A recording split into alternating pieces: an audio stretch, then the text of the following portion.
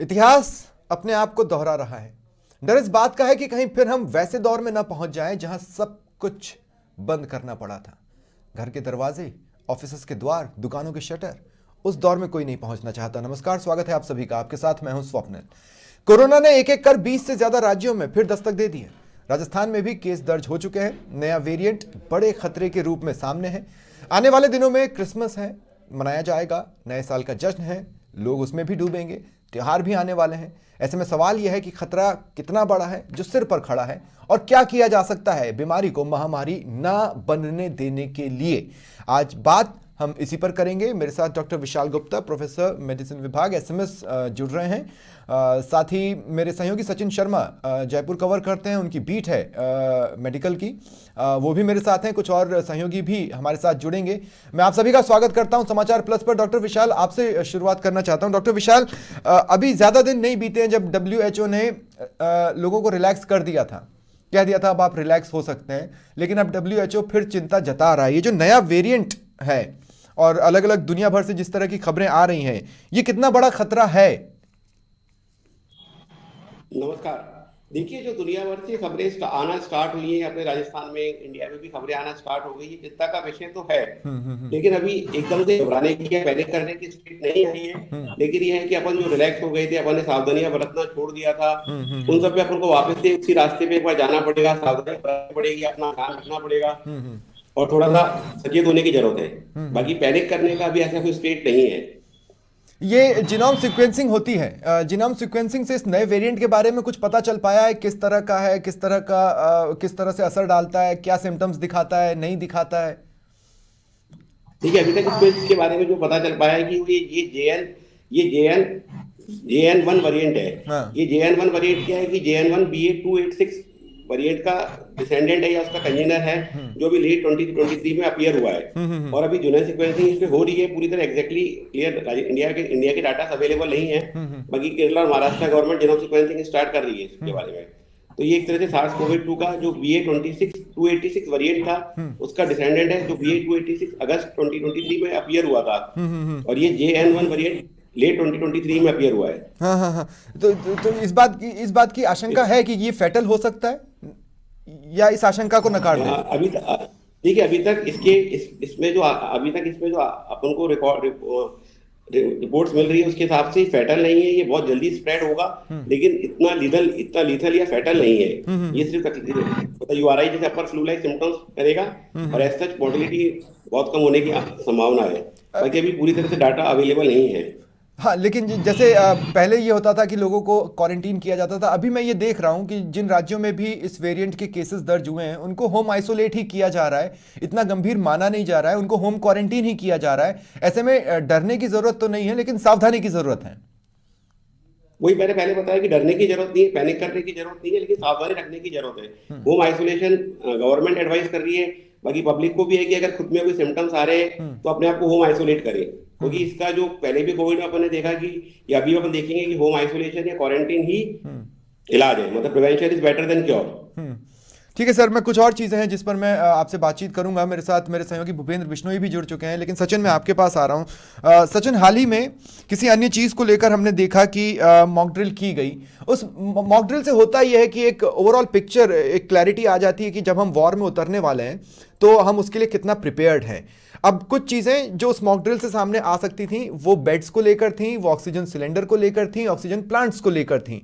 तो मैं आपसे ये पूछ रहा हूँ कि भगवान ना करे एक तो ये इतना बड़ा खतरा बने और दोबारा राजस्थान लॉकडाउन के स्टेट में जाए, लेकिन हम कितना तैयार हैं? उस मॉक ड्रिल ने हमें क्या बताया? जी देखिए स्वप्निल, मैं आपको बताऊं कि माइक्रो इन्फ्लुएंजा एक बीमारी आई थी, जो अभी चीन में जो जैसे कोरोना आया था, वैसे ही माइक्रो इन्फ्लुएंजा आई थी, जिसको हम माइक्रोप्लाज्मा निमोनिया भी कहते हैं। उसके कुछ केसेस जो है वो 1-2 केसेस के आसपास जो दर्ज भी किए गए थे, लेकिन चिकित्सा विभाग को जैसे ही सूचना मिली तो उन्होंने एक मॉक ड्रिल का आयोजन करवाया, जिसके अंदर सभी SMS के साथ साथ जितने भी JK लोन की बात करें, कांवटिया की बात करें, या फिर जनना अस्पताल की बात करें, कि सभी जो प्रदेश के अस्पताल है राजस्थान के, उसमें किस तरीके से जो SMS की जो ऑक्सीजन सिलेंडर्स है, ऑक्सीजन सिलेंडर्स के साथ साथ जो तो पता क्या चला? पता ये चला कि वहां पर जो चिकित्सा विभाग कितना सतर्क है, या फिर जो एसएमएस अस्पताल है उसमें बेड्स की कितनी अवेलेबिलिटी है, वो अवेलेबिलिटी सुनिश्चित किए जाने के लिए मॉक ड्रिल आयोजित की गई थी। पर्याप्त बेड्स की संख्या जो है वो पाई गई है, क्योंकि देखिए पिछली बार जिस तरीके से कोरोना आया था तो उतने ही बेड्स जितने अवेलेबल थे उस वक्त उसकी संख्या जरूर बढ़ाई गई है। तो इस बार भी जो संख्या है जो बढ़ाई गई है उसमें अवेलेबिलिटी जो ज्यादा पाई जानी थी वो ज्यादा पाई गई है। और डॉक्टर्स का ये भी कहना है कि हमारे पास में अगर ऐसी कोई ऐसी घटना आती है या फिर कोई ऐसा माहौल बनता है तो पूरी तरीके से एसएमएस अस्पताल ही नहीं, पूरा प्रदेश। तो इस बीट के एक्सपर्ट के तौर पर सचिन आप मुझे बताओ कि आप ये कह रहे हो हम पूरी तरह से तैयार हैं, मतलब कहीं कोई कमी पेशी नहीं होगी आपके अनुभव के हिसाब से? जी बिल्कुल, कोई कमी नहीं होगी, क्योंकि देखिए पिछली बार जब कोरोना आया था तो भीलवाड़ा मॉडल बहुत प्रसिद्ध हुआ था, तो उसी की तर्ज पे यहाँ पर जिस तरीके से सभी प्रदेशों को निर्देशित किया गया था, अभी चिकित्सा विभाग द्वारा जो वीसियां चल रही है, वीडियो कॉन्फ्रेंसिंग चल रही है। आज भी जो सीएम है, सीएमओ में बैठक 5 बजे की जो बैठक थी वो प्रस्तावित थी और हालांकि शुरू हो भी गई होगी। तो जो हाई लेवल की कमेटी की जो बैठक है वो बुलाई गई है। हालांकि केंद्र सरकार बैठकें तो बहुत सारी चल रही है, देखिए सेंटर से लेकर स्टेट तक बैठकें बहुत सारी चल रही हैं, आज भी चलेंगी, कल भी चलेंगी, कल आज हो जाएगा, आज कल हो जाएगा, और इसी तरह से ये बैठकें चलती भी रहेंगी। लेकिन एक बात मैं यहां पर कहना चाहता हूं, देखिए अगर कोई खिलाड़ी है और उसको ये बोला जाता है कि भैया आप अपने सेफ्टी गार्ड्स को पहन लें, और वो कहे कि नहीं मैं सेफ्टी गार्ड नहीं पहनना चाहता, और वो मैदान में उतरे और किसी वजह से उसे चोट लग जाए, तो फिर इसका जिम्मेदार कौन है? इसका जवाब हर कोई जानता है। मैं भूपेंद्र आपके पास आ रहा हूं, हमने खुद अपने गार्ड्स डाउन किए हैं। हमने मेरे साथ मनीष रामदेव भी जुड़ चुके हैं जैसलमेर से। मनीष आपका भी स्वागत करता हूं। भूपेंद्र, हमने खुद अपने गार्ड्स डाउन किए हैं, हमने मास्क को अपने जीवन से हटा दिया, हमने सोशल डिस्टेंसिंग को भुला दिया, सैनिटाइजर अब शायद ही किसी की जेब में निकलता है या कहीं पर रखा हुआ होता है। एयरपोर्ट्स पर हम ये देख ही रहे हैं कि अब कोई वैसी चेकिंग तो होती नहीं है, किसी तरह के सैंपल्स तो लिए जा नहीं रहे हैं, जीरो सैंपलिंग हो चुकी है शायद मेरे ख्याल से। लेकिन जोधपुर में मामला सामने आने के बाद, मैंने आप आंकड़े मत बताइएगा भूपेंद्र, लेकिन फिर भी जोधपुर में मामले सामने आने के बाद क्या लोगों के बिहेवियर में कोई चेंजेस आए हैं कि नहीं? जी बिल्कुल, देखिए स्वप्निल, जब से ये बात जब निकल कर सामने आई कि वेरिएंट और कोरोना जो है जोधपुर और आसपास के इलाकों में फैला है, आज जैसे ये बात सामने निकल कर आई, जैसे ही इस बात को लोगों तक पहुंची, तो कहीं ना कहीं लोग जो है काफी अवेयर देखने को मिल रहे हैं। भीड़ भाड़ के इलाकों से जो है लोग बचते हुए नजर आ रहे हैं कि जहां अधिक भीड़ है वहां जो है लोग कम इकट्ठा होना शुरू हुए हैं। कुछ देर पहले हम लोग पोलो सत्र चल रहा है जोधपुर में, पोलो सत्र में जाके आए थे, तो काफी लोग जो है वहां, काफी विदेशी भी है, इंडियन भी है, और पूरे भारत के अलग अलग जगहों से लोग आए हैं। तो काफी एहतियात बरती जा रही थी, क्योंकि पोलो सत्र चल रहा है, बड़ी संख्या में लोग आते हैं, जगह जगह से लोग आ रहे हैं, तो काफी लोग अवेयर जो है एक दूसरे को करते हुए नजर आए कि थोड़ा डिस्टेंसिंग रखें, जो है एक दूसरे से बात करने में भी थोड़ा जो है डिस्टेंस पर बात कर रहे थे। तो अवेयरनेस तो है ही। और जहाँ तक बात कोरोना की तैयारियों की करें स्वप्निल, तो काफी अच्छी तैयारियां जोधपुर में देखने को मिलती है। संभाग का सबसे बड़ा अस्पताल है मथुरा दास माथुर अस्पताल, उसके अलावा एम्स अस्पताल, तमाम अस्पतालों में जो है अपने स्तर पर मौके कर ली गई है। ऑक्सीजन प्लांट जो है उन्हें फिर से एक बार, काफी दिन से कोई ऑक्सीजन प्लांट चालू नहीं था, तो उन्हें फिर से शुरू किया गया है और काफी एहतियात जो है जोधपुर में बरती जा रही है। लेकिन भूपेंद्र, मैं एक बात जोड़ना चाहता हूं, देखिए टूरिज्म बूम पर है, अभी क्रिसमस का सेलिब्रेशन होगा, उसके बाद न्यू ईयर का भी सेलिब्रेशन होना है। मैं ये कहना चाहता हूं कि जो विदेशी पर्यटक आ रहे हैं, हम वो देखते हैं अभी भी कि ऑलमोस्ट 60 to 70% विदेशी पर्यटक अभी भी मास्क पहन रहे हैं और वो चीज़ों को मेंटेन कर रहे हैं। आप उनमें से देखेंगे 20 से 30% विदेशी टूरिस्ट के जेब में आपको सैनिटाइजर की बोतल भी दिख जाएगी। अब तो कोई टूरिस्ट प्लेसेस में ये सारी चीजें हैं नहीं। क्या जोधपुर का जिला प्रशासन इस दिशा में सोच रहा है कि एक जनरल एडवाइजरी जारी की जाए कि भाई कम से कम इन चीजों को अभी से ही अपना लिया जाए? देखिए, फिलहाल एडवाइजरी जोधपुर में अपने स्तर पर जारी नहीं की गई है, लेकिन लोग खुद अपने स्तर पर जो है एहतियात बरत रहे हैं। काफी जो लोग कोरोना से, जिसका परिवार, ऐसा कोई भी परिवार या समाज जो है मोहल्ला नहीं होगा जो इफेक्टिव नहीं हुआ था कोरोना से, तो लोग अपने आप में जो है खुद आगे बढ़कर जो है काफी हद तक कोरोना से बचने की कोशिश कर रहे हैं कि इस बार कोरोना फैला तो तमाम तरह का नुकसान होगा। क्योंकि देखिए, पर्यटन सीजन इस बार जो है काफी अच्छी रहने की उम्मीद है। ठीक है, अच्छा पर्यटक आता है, तमाम लोग जो है उससे काफी इफेक्टेड होते हैं, क्योंकि यहाँ छोटा मोटा लेकिन 2-3 दिन से भूपेंद्र, 2-3 दिन से देखिए अब लोगों को इसी तरीके से बताया जाएगा। 2-3 दिन से मैं भी आपको देख रहा हूँ, आपको थोड़ी सर्दी जुकाम है, आप भी टेस्ट करवाने का सोचिए।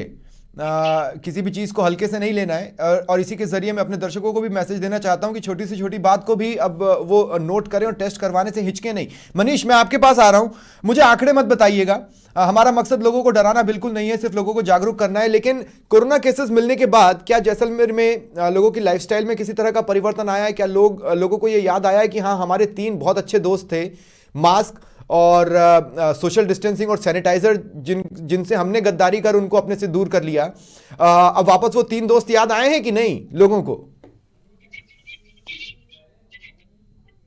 जी बिल्कुल स्वप्निल, जैसे ही जैसलमेर में पिछले दिनों 2 केसेज आने की जानकारी मिली, उसके बाद लोगों में जो है वो भय की स्थिति जो है वो कहीं न कहीं वापस दिखाई देनी शुरू हो गई है। लोगों ने, जो लोग पिछले लंबे समय से कोरोना को भूल चुके थे, वो लोगों ने फिर से उस दौर को याद करना शुरू किया है जिस दौर में लॉकडाउन हो गया था और तमाम रिस्ट्रिक्शंस लग गए थे। तो वो चीजें जो है कहीं न कहीं अब वापस लोगों के जहन में आनी होना शुरू हुई है। लोगों ने बात करना शुरू किया है, लोगों ने चर्चा शुरू करनी शुरू की है। और कहीं न कहीं स्वप्निल, जैसा कि आपने बताया कि हमारा उद्देश्य जो है वो डराना नहीं है, अवेयरनेस फैलाना है। लेकिन कहीं न कहीं जिस तरह से जानकारियां निकल कर आती है तो लोगों के मन के एक कोने में जो है वो कहीं न कहीं भय जो है वो जरूर व्याप्त होता है। तो नहीं, आप जानते हैं हमारे देश में बहुत सारे कैरेक्टर्स होते हैं मनीष, उसी में से एक कैरेक्टर बड़ा फेमस हुआ था, उसको कहते हैं सूरमा भोपाली। बातें तो बड़ी बड़ी हम कर लेते हैं, लेकिन क्या हम उसको आचरण में लाते हैं? मैं ये कह रहा हूं कि लोग सूरमा भोपाली बने, आपस में बातचीत कर रहे हैं। अब लोगों को मास्क याद आया है, वो वापस मास्क खरीद रहे हैं, मास्क निकाल रहे हैं, मास्क पहन रहे हैं। क्या सोशल डिस्टेंसिंग कर रहे हैं, नहीं कर रहे हैं? नहीं बिल्कुल स्वप्निल, लोग जो है वो अब कम से कम सैनिटाइजर और बाकी चीजों को अगर भूल जाए तो मास्क जो है लोगों ने पहनना शुरू कर दिया है। बहुत बढ़िया। लोग जो है वो मास्क के साथ इक्का दुक्का दिखना शुरू हो गए हैं। तो कहीं न कहीं अवेयरनेस जो है वो आई है। और दूसरी बात, स्वप्निल, पर्यटन नगरी है जैसलमेर और यहाँ पर देश और दुनिया भर से लोग आते हैं। तो ऐसे में अगर ये बीमारी इस जिले में अपना कदम रखती है या स्प्लिट होती है तो इसका असर जो है बहुत लंबा पड़ता है। तो इस लिहाज से भी जैसलमेर प्रशासन और जैसलमेर चिकित्सा महकमा जो है वो पूरी तैयारी के साथ जुटा हुआ है। जैसा कि अभी आज राज्यपाल का दौरा है, कल राष्ट्रपति का दौरा है, तमाम राजस्थान से वीआईपी लोग आए हुए हैं, देश से वीआईपी लोग आए हुए हैं। वीआईपी मूवमेंट लगातार बनी हुई है, आज कल परसों लगातार जैसलमेर में लोग आते भी रहेंगे। और टूरिस्ट तो बूम पर है, टूरिज्म तो बूम पर है, ये तो हम भी समझ रहे हैं। लेकिन वो दिनों को भी मैं याद कर रहा हूं कि जब हम एक साधारण से मॉल में या दुकान में भी जाते थे तो बाहर एक गार्ड खड़े होकर एक मशीन लेकर हमारे सर पर लगाता था और ये देखता था हमारा टेम्परेचर कितना है। उस दुकान के स्टार्टिंग में ही एक वैक्सीन की बोतल रखी रहती थी, जिसमें माफ कीजिएगा सैनिटाइजर की बोतल रहती थी, जिससे हम सैनिटाइजर लेकर दुकानों में प्रवेश करते थे। एयरपोर्ट्स, रेलवे स्टेशंस पर चेकिंग चल रही थी, टेस्ट हो रहे थे। मैं डॉक्टर साहब आपके पास एक बार फिर आ रहा हूं। डॉक्टर साहब, जो बात लोगों को रिलैक्स करती है वो करती है ये कि हमने वैक्सीन ले ली है, हमें वैक्सीन लग चुकी है, क्या ये वैक्सीन इस सब वेरिएंट पर भी काम करेगी? लोग ये भी सवाल जानना चाहते हैं। दूसरी बात यह है कि वैक्सीन के 2 डोजेस थे, उसके बाद बूस्टर डोज था, क्या दोबारा बूस्टर डोज लेने का समय आ चुका है? ये भी लोग जानना चाहते हैं। क्या होता है कि वैक्सीन अपन ने ले चुके हैं, हाँ। लेकिन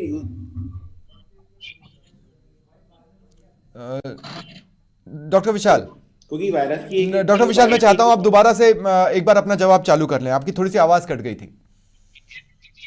देखिए सर, क्या होता है, अपन ने वैक्सीन ले ली है, हाँ। मैक्सिमम लोगों ने वैक्सीनेटेड हो चुके हैं। लेकिन एक वायरस की एक प्रॉपर्टी होती है, वायरस जब भी हर साल नया आता है तो इसमें म्यूटेशंस हो जाते हैं। तो जो पुरानी वैक्सीन या पुरानी ड्रग्स होती है वो बहुत ज्यादा इफेक्टिव नहीं रह पाती है। तो लोगों को ये समझना पड़ेगा कि वैक्सीन उन्होंने ले ली, लेकिन ये न्यू वायरस है और हो सकता है कि ये वायरस इस वायरस पे पूरी तरह से प्रोटेक्टिव नहीं हो। तो जैसे आपने बताया कि लोगों को रियलाइज करना पड़ेगा, mask, sanitiser, social distancing, self quarantine, जो ये पुराने वर्ड्स थे काफी फेमस हुए थे, वापस से उन्हीं वर्ड्स को वापस से फेमस करना पड़ेगा और उन्हीं वर्ड्स को वापस से अपनी लाइफ में लाना पड़ेगा। नहीं, लेकिन सर परसेंटेज के लिहाज से पूछूं मैं, मान लीजिए पार्शियल इफेक्टिव तो होगी ना वैक्सीन, 20%, 30%, 40%, किसी हद तक तो परसेंटेज बेसिस पे एक डॉक्यूमेंट्री एविडेंस कुछ भी नहीं है। अच्छा। क्योंकि वायरस का जब म्यूटेशन होता है तो उसकी प्रॉपर्टीज चेंज होती हैं। अब वो पुरानी वैक्सीन पुराने वायरस पे इफेक्टिव थी, अभी JN1 जो वेरिएंट आया है इस पे कितनी इफेक्टिव होगी ये कहना, जब तक एक प्रॉपर अपने पास डाटा नहीं आएंगे तब तक कहना मुश्किल है। सर, अब हम चूंकि साइंटिफिक फील्ड से नहीं है, हम जितना समझ सकते हैं जो लास्ट वेरिएंट आया था या ओमिक्रॉन तक हमको वैक्सीन ने एक तरह से कवच दिया हुआ था। अब उसका क्या स्टेटस है, इसे लेकर अभी स्टडी की जरूरत है। मैं आपकी इस बात को समझ रहा हूं, लेकिन मैं आपसे एक चीज और पूछना चाह रहा हूं। वो ये पूछना चाह रहा हूं कि मान लीजिए हम अब बूस्टर डोज दोबारा ले लें, तो क्या उससे किसी तरह का कोई अंतर पड़ेगा?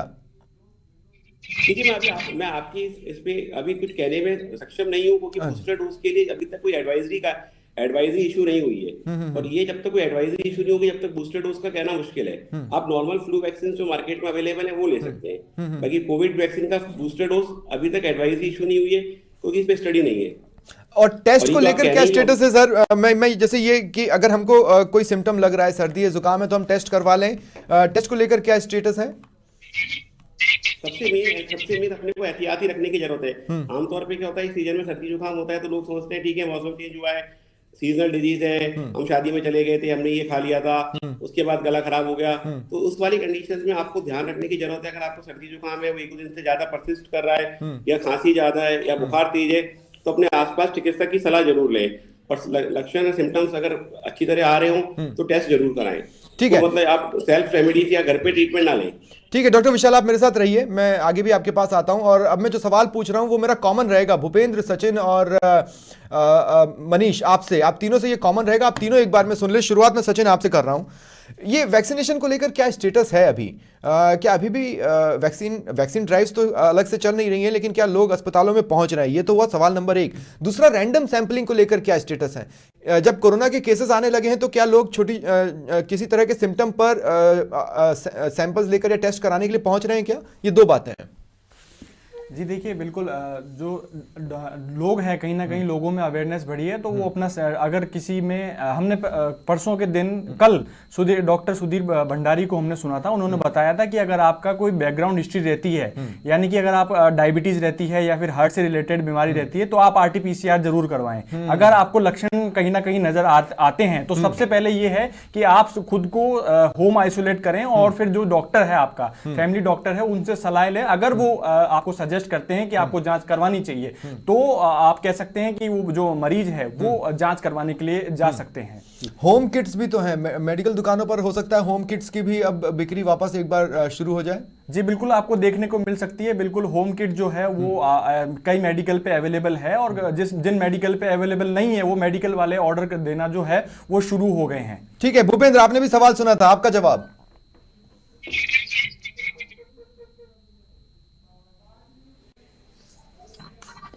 देखिए, जहां तक बात जोधपुर की करें तो जोधपुर में लोगों में अवेयरनेस तो आई है। लोग जिसमें भी अगर सर्दी जुकाम या खांसी का कोई सिम्टम्स आता है तो वो बड़े बुजुर्ग और बच्चों से जो है अपने को अलग रखते हैं, परिवार में अलग रहने की कोशिश कर रहे हैं। और जहां तक अस्पतालों में वैक्सीनेशन की बात करें तो देखिए स्वप्निल, जब कोरोना का असर कम हुआ तो लोगों ने जो है अस्पताल में वैक्सीनेशन करवाना बिल्कुल बंद कर दिया। हालांकि जो बड़े बुजुर्ग लोग हैं वो जरूर जो है अपने आप को सेफ रखने के लिए वैक्सीनेशन करवा रहे थे, लेकिन युवाओं ने और जो है जो भी दूसरे थे वैक्सीनेशन करवाने में बिल्कुल जो है आगे नहीं आए, क्योंकि 2 डोज लग चुकी थी। और उसके बाद अभी भी जो है सिर्फ बड़े बुजुर्ग जो है वो वैक्सीनेशन, कई लोगों ने तो बूस्टर डोज भी नहीं लिया है ना भूपेंद्र, प्रॉब्लम ये भी है। और दूसरी बात ये है कि रैंडम सैंपलिंग को लेकर क्या स्टेटस है जोधपुर में? क्या अभी भी चल रही है, मतलब ऐसे ही चल रही हो या नहीं चल रही है? स्वप्निल एक बार वापस दोहराइए क्वेश्चन। मैंने ये कहा कि देखिए, कई लोगों ने वैक्सीन का एक ही पहला ही डोज लिया, कुछ लोगों ने दोनों डोज लिए, और उससे भी कम लोगों की संख्या है जिन्होंने बूस्टर डोज लिया। इसलिए मैं पूछ रहा हूं कि क्या मतलब अगर अभी भी लोग लगवाना चाहें तो लग सकता है ना जोधपुर में? और दूसरा, रैंडम सैंपलिंग जो पहले कलेक्ट की जाती थी, क्या उस दिशा में सोचा जा रहा है? जी बिल्कुल, देखिए जहां तक अस्पतालों में जो मरीज पहुंचते हैं सर्दी और जुकाम के, उनके जरूर सैंपल लिए जा रहे हैं। उनके सैंपल अगर उनसे पूछा जाता है कि आपको बुखार या सर्दी जुकाम कितने दिनों से है, अगर वो 3 से 4 दिन हो चुके हैं तो उनके जरूर सैंपल लिए जा रहे हैं। और बात करें किट की, तो जो है अस्पतालों में जरूर ये व्यवस्था मौजूद है। अस्पतालों में तमाम लोगों को जो है पहुंचने पर सैंपल लिए जा रहे हैं, और उन्हें जो है अगर वैक्सीनेशन नहीं किया गया है तो उन्हें वैक्सीनेशन के बारे में जानकारी पूछी जा रही है कि आपने कितने डोज लिए हैं, अगर 1 डोज लिया है तो दूसरी डोज की क्यों नहीं लिया, वो कारण जरूर पूछे जा रहे हैं। लेकिन अभी फिलहाल वैक्सीनेशन अस्पतालों में नहीं है। जी स्वप्न। ठीक है मनीष, आपने भी सवाल सुना हुआ है। जी बिल्कुल, वैक्सीनेशन को लेकर वो अवेयरनेस जो उस समय के दौरान थी वैसी तो नहीं दिखाई दे रही है, लेकिन हाँ, कोरोना गया उसके बाद लोग थोड़ा सा लापरवाह हो गए थे, लोगों ने वैक्सीन लेना बंद कर दिया था। और कहीं न कहीं एक भ्रांति जो लोगों में फैली थी कि वैक्सीनेशन की वजह से कुछ उसके साइड इफेक्ट्स आ रहे हैं, तो अब कोरोना क्योंकि चला गया है तो लोगों ने वैक्सीन लेना बंद कर दिया था।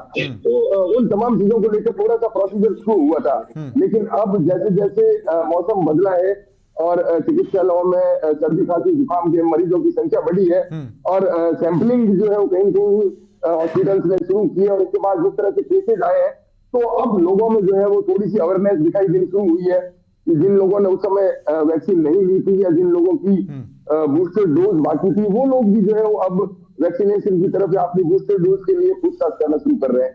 हाँ, देखिए, चूंकि दुश्मन तो पुराना ही है, सिम्टम्स भी लगभग पुराने ही हैं, ऐसे में लोग सिम्टम्स को सीरियस भी लें। क्या इन जनरल, क्योंकि मैं देख रहा हूं कि ऑल इंडिया रेडियो पर भी अब या रेडियोस पर भी, एफएम्स पर भी और पेपर्स में भी अब लोग धीरे धीरे वापस दोबारा चीज़ों को याद दिलाने की कोशिश कर रहे हैं, तो क्या कोई इन जनरल एडवाइजरी जैसलमेर जिला एडमिनिस्ट्रेशन ने जारी की है? जी अपने ऐसी कोई विशेष एडवाइजरी तो जारी नहीं हुई है फिलहाल। पिछले दिनों जब 2 केसेस आए थे उसके बाद थोड़ा सा प्रशासन सतर्क हुआ था। एक साधारण एडवाइजरी है कि भीड़ भाड़ से बचें और सर्दी खांसी जुकाम अगर किसी को हो रहा है और लगातार हो रहा है तो उन लोगों को जो है वो ये सुझाव दिया गया है कि वो चिकित्सालय जाएं और उसकी जांच करवाएं, अपना सैंपल दें, ताकि उन लोगों में कोरोना है या नहीं है उन संभावनाओं को जो है वो तलाशा जाए। तो कहीं ना कहीं चिकित्सा महकमा जो है वो तैयार है और तैयारी कर भी रहा है, जैसा जिस तरह से लोगों में ये जागरूकता फैला रहा है कि अगर किसी को लंबे समय से सर्दी खांसी जुकाम है और साधारण दवाई लेने से वो नहीं जा पा रहा है तो उन लोगों को हॉस्पिटल बुलाया जा रहा है ताकि उनकी जांच की जा सके, उनके सैंपल लिए जा सके, और उन तमाम चीजों को लेकर एक बेसिक एडवाइजरी जो है वो फिलहाल जारी की गई है। ठीक है डॉक्टर विशाल, मैं एक बार फिर आपके पास आ रहा हूं। मैं आपसे ये पूछना चाहता हूं और सिंसियरली पूछना चाहता हूं कि टेस्टिंग के लिए लोगों को एनकरेज करें कि हाँ, अगर आपको थोड़े बहुत भी सिम्टम्स हैं तो आप एक बार टेस्ट कराएं, या अभी वो स्टेज नहीं आया है जब साधारण से सिम्टम्स पर भी टेस्टिंग के लिए पहुंचे? डॉक्टर विशाल, देखिए, टेस्टिंग तो कराना जरूरी है। हाँ। अगर आपको साधारण से सिम्टम्स भी आ रहे हैं, जैसे मैं कह रहा था कि तो अपन उसको वायरल सोच के छोड़ दें और अपन घूमते भी रहे, अपन सारे ऑफिस भी जा रहे हैं, मॉल में भी जा रहे हैं, शादी में भी जा रहे हैं, तो इसको अवॉइड करना पड़ेगा, आपको टेस्ट कराना पड़ेगा। क्योंकि अभी देखने में आ रहा है कि खांसी कई बार लंबे टाइम परसिस्ट कर रही है, तो आप अगर टेस्ट कराएंगे तो अगर टेस्ट पॉजिटिव आता है तो सेल्फ क्वारंटाइन होते हैं, एटलीस्ट अपनी फैमिली को, अपनी सोसाइटी को बचा सकते हैं। तो टेस्टिंग जरूरी है। और सर, इम्यूनिटी को लेकर क्या स्टेटस बनता है? मैं ये कह रहा हूं कि हमने बूस्टर लगाया है, हमारी बॉडी भी अब इस वायरस के प्रति खुद भी इम्यून होना चालू हो रही है। क्या ये ऑटो इम्यूनिटी ही वजह है जिसकी वजह से केसेस गंभीर में नहीं बदल रहे हैं? देखिए, इम्यूनिटी तो अपने अंदर डेवलप, पूरे इंडियंस की अगर बात करें तो इम्यूनिटी तो अपने अंदर डेवलप हो गई है। जैसा हमने थर्ड वेव में देखा था कि थर्ड वेव में सभी ऑलमोस्ट इन्फेक्टेड हुए, लेकिन सब में माइल्ड सिम्टम्स आके रह गए। ऐसा कोई मॉर्टिलिटी बहुत ज्यादा डायरेक्टली कोविड से रिलेटेड मॉर्टिलिटी देखने को नहीं मिली थी। तो अपने अंदर इम्यूनिटी तो डेवलप हुई है, और इम्यूनिटी अपन मान के चले बूस्टर डोज के कारण बूस्टर डोज के कारण और बार बार इन्फेक्शन के कारण इम्यूनिटी तो अपने अंदर डेवलप हो गई है। ठीक है, तो मेरा अंतिम सवाल आपसे डॉक्टर विशाल सिर्फ यही है कि वो क्या गलती है जिससे बचा जाए ताकि हम पुराने दिनों में न लौटें? जरूरी है घर पे स्वयं इलाज करें। अच्छा, दो सवाल ले लीजिए सर। मैं एक पूछ रहा हूं, वो जो पहले होम किट्स अवेलेबल थे, क्या उससे भी टेस्टिंग हो सकती है?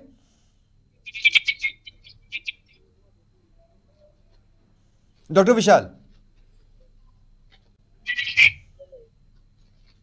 डॉक्टर विशाल, मेरी आवाज आपको मिल रही है?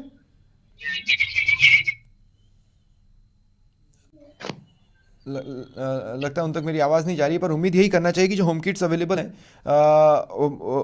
वो अभी भी शायद कारगर हों। ऐसे में होम किट्स को भी नकारें नहीं। अगर हल्का सा कन्फ्यूजन है और आप अस्पताल नहीं जाना चाहते हैं तो होम किट के थ्रू भी आप टेस्टिंग कर सकते हैं। लेकिन इन द एंड में सिर्फ खास बात सिर्फ यही कहना चाहता हूँ, मैं आप सभी का शुक्रिया करता हूँ, मेरे तमाम सहयोगियों, डॉक्टर विशाल गुप्ता, आपका भी हमारे साथ जुड़ने के लिए, अपना समय निकालने के लिए। देखिए, याद कीजिए, मैंने पहले भी कहा, मास्क, सोशल डिस्टेंसिंग और सैनिटाइजर ये सबसे बड़ा हथियार रहे हैं कोरोना के खिलाफ जंग में। आपको अभी भी उन्हें अपनाना है।